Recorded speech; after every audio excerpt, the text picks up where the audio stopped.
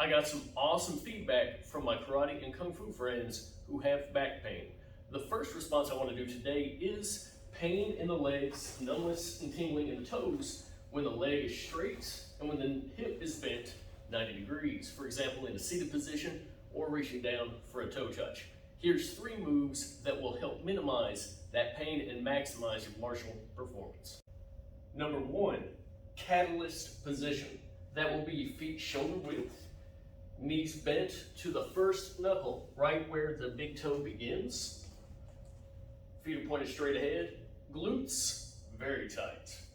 Belly button pulled in, touching the wall. Heels, again, the knees are not going to get bent past the tips of the toes. In fact, it doesn't even get to the big toe. Glutes, touch the wall. Squeeze your shoulder blades behind you like you're grabbing a pencil with your spine so that the upper back touches the wall and your head touches the wall. Now, on the feet, make sure that you are minimizing how much your big toes push. In fact, try and separate the ground underneath your feet, keeping the knees bent that exact same angle, and push the big toe towards the top of the foot along with the rest of the toes. From here, place our hands in the Vitruvian position, and we're going to start off with our non-dominant hand. Since I'm right-handed, I'm going to take my right hand, reach over,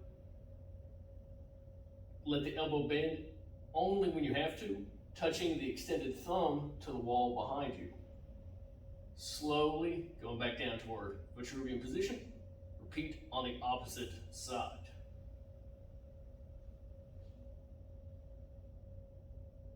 Now you may notice 2 things. Number 1, your breathing changes for each one, and number 2, you start trying to shift weight towards the balls of the feet.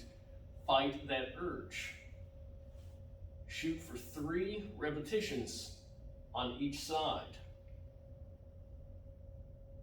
What you may find also is that your dominant arm does not want to go as far as your non-dominant arm.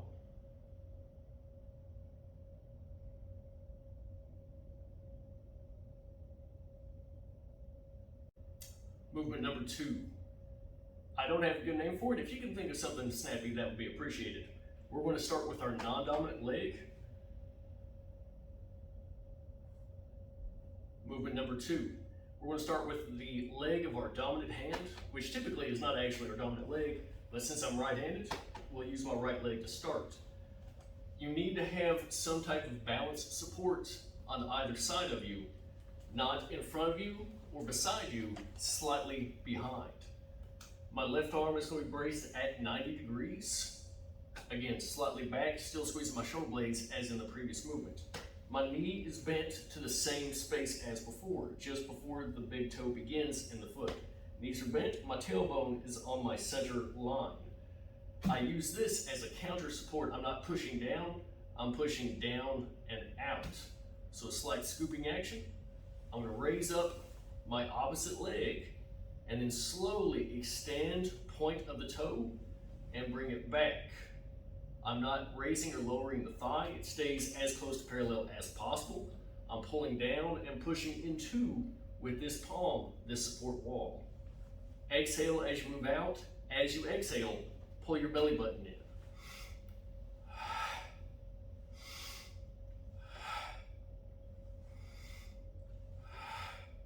On the last repetition, going for between 3 and 10 repetitions, pause until you start to feel your hips drop, then end the movement.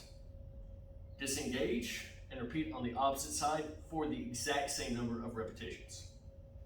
Movement number 3, the good morning. So, stance width is shoulder width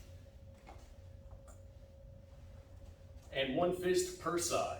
So shoulder width as defined by the center of the feet. Further extend 1 foot width or 1 hand width. Knees are bent again to the beginning of the first big toe knuckle. Active extension, try and separate the floor underneath your feet. Have your feet up just a little bit, as if you had a couple of pins you were standing on.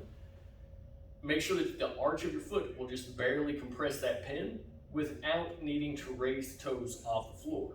All 5 toes should touch, but not engage with compression on the floor.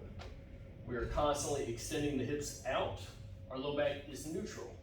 Bring your hands into a regular in karate, we would call it the chudan position, but then tilt them in until there's about one fist in between.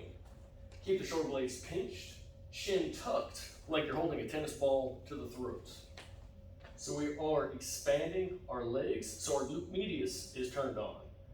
What we're going to do is catch and release with tension in the glutes. So hinging at the hips, the knees stay bent for this entire action. Hinge at the hips. At the bottom, what we would call about 30 degrees down, flex the glutes hard and come back up. Fall and catch by squeezing the glutes, come back up.